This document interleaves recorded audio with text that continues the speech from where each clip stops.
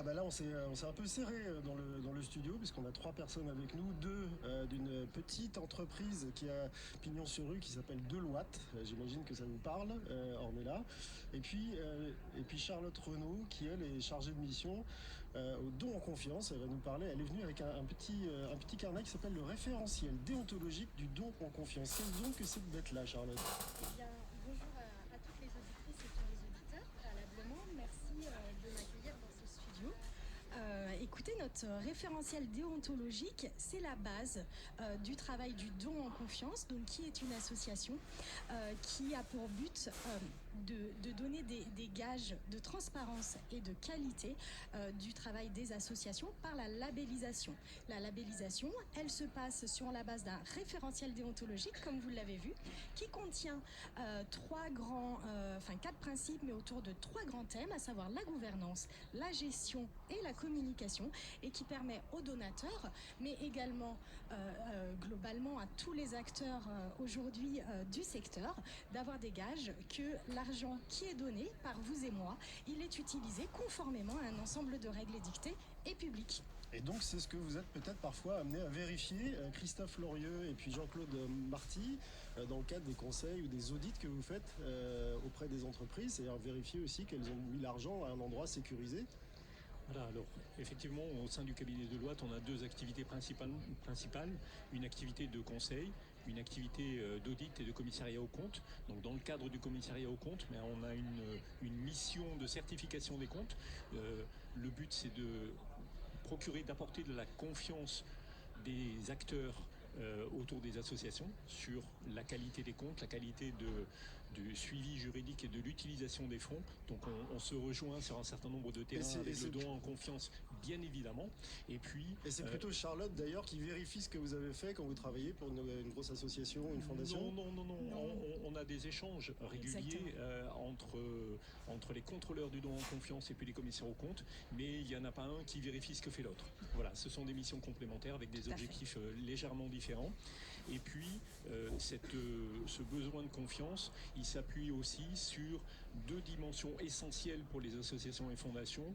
L'une qui est une dimension de régularité législative et réglementaire, l'autre qui est une obligation d'équilibre financier, d'arriver à financer les missions qui conduisent à la réalisation de l'objet associatif. Voilà, dans un environnement pour lequel les associations font aussi preuve, et avant tout, font preuve d'innovation et de recherche de nouvelles missions et de mise en œuvre de nouveaux moyens pour le succès de ces missions. Et là-dessus, assez naturellement, je vais passer la parole à mon collègue Christophe Lorieux, oui.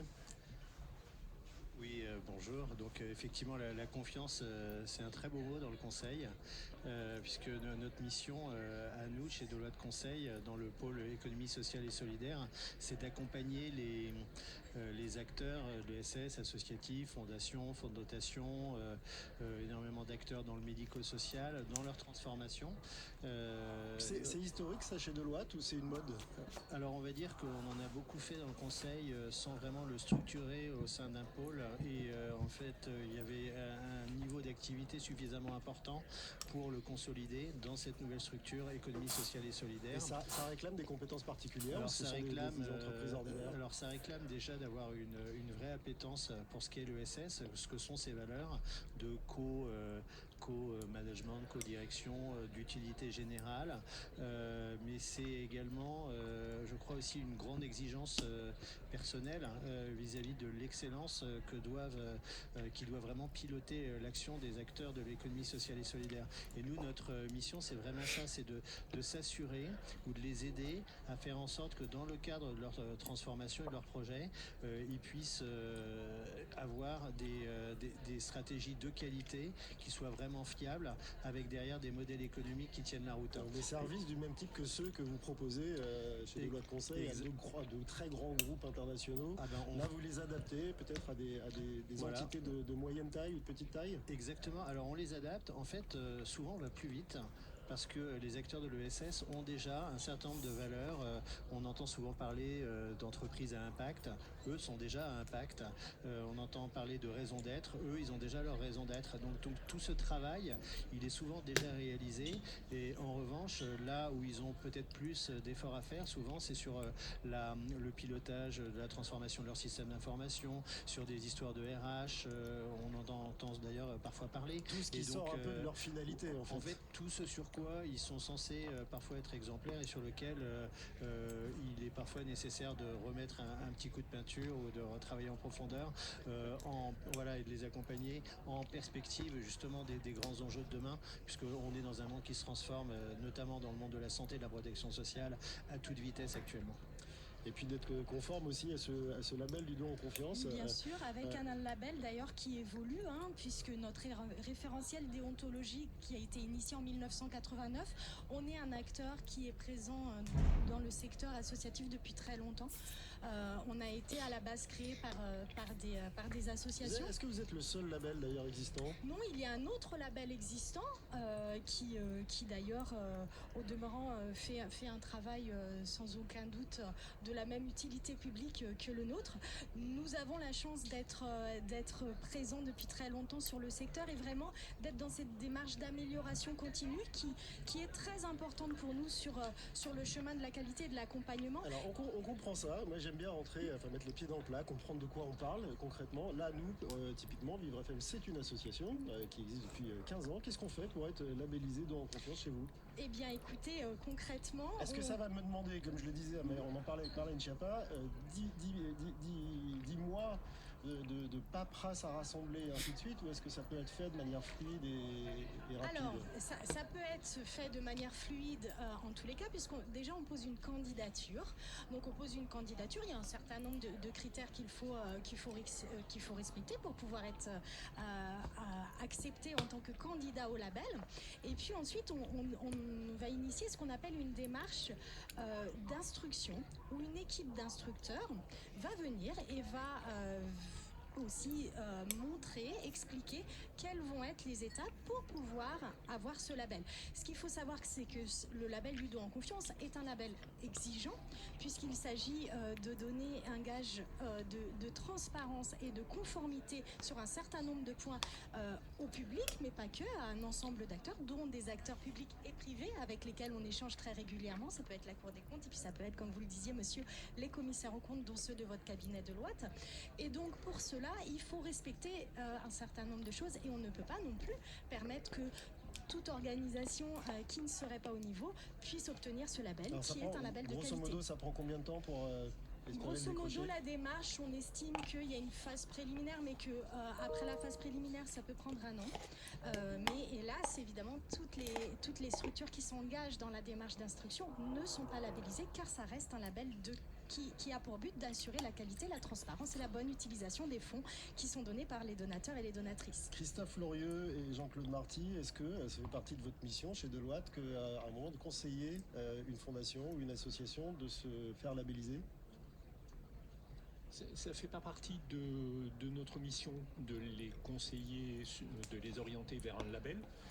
En général, ce sont les structures qui d'elles-mêmes ressentent le besoin d'obtenir ce label pour avoir plus de crédit auprès de leur public.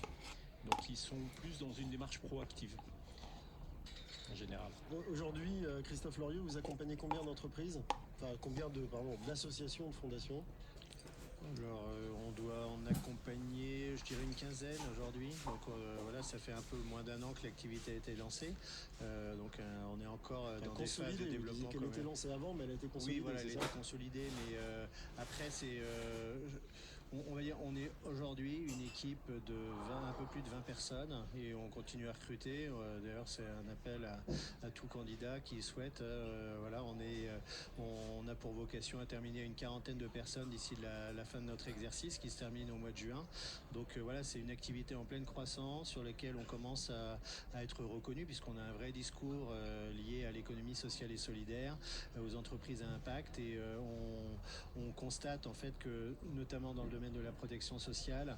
Il y a des gros enjeux de transformation et on a vraiment une offre qui nous semble assez adaptée pour accompagner ces acteurs dans ces sujets de Il transformation. faut quand même déjà être un peu mastodonte pour avoir affaire à vos services. Et en tous les cas, l'image qu'on a, on se paye pas le cabinet de Alors, Deloitte comme ça. oui, c'est là où justement, parfois il y a des surprises. On accompagne effectivement quelques grosses associations, fondations, mais également des beaucoup plus petites. L'émission, c'est pas forcément avec 5-0 derrière. On peut avoir des missions très courtes qui peuvent être extrêmement utiles. Et il faut beaucoup plus raisonner en termes de valeur ajoutée, de problèmes et de problématiques. Quand on a une problématique simple ou parfois compliquée, il y a souvent des solutions très simples qu'on peut mettre en œuvre en quelques semaines.